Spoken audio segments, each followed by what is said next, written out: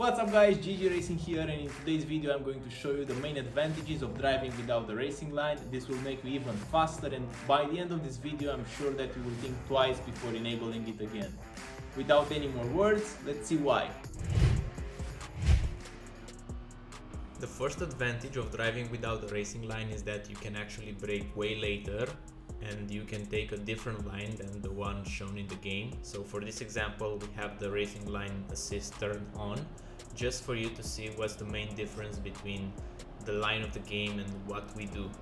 Let's see it better from a different perspective. So as you can see, we don't actually follow the racing line, we stay to the right as much as we can, and for the braking point it's much later than the one showed in the game. So we'll have a different racing line here, we have a different braking point, and this will make us gain time, especially if you do this for each and every turn of the track. As the race moves forward, you will notice that if you follow the same racing line lap after lap, your tires will start to drop off or your pace will start to drop off, and that's because the conditions are dynamic, so you must adapt your racing line to your track conditions. A good example to illustrate this is turn 1 of Road America, where you could clearly see how the racing line will change during the race. In the first part, we can use exactly the same racing line that we used in qualifying to push and look for better times. But as the race develops, we will see that this racing line will no longer be ideal, because either the track conditions are going to change or the tires are going to change. So here we see that we almost lose the car is sliding, we can't push so much. So we must do something about it, and the thing that we can actually do is to adapt your racing line and use a different throttle application and braking point in order to actually gain time in this part of the race. And also having the racing line assist turned off can help you to save tires for endurance races.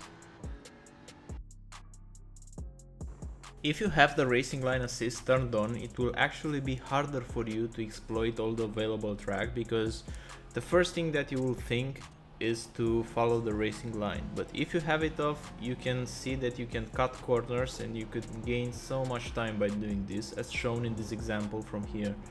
You see that there's different ways that you can cut a corner, and the racing line will never show you how.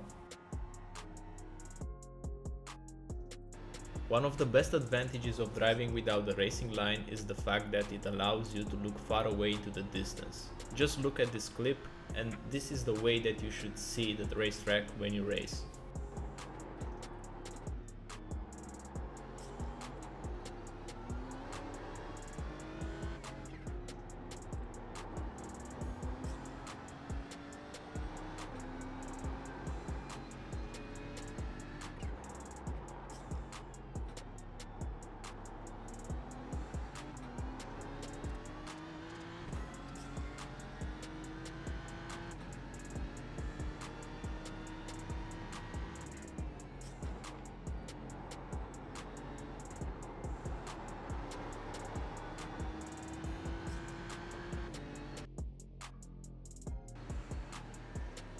Race starts are pretty tricky, and that's because we have so many cars close together.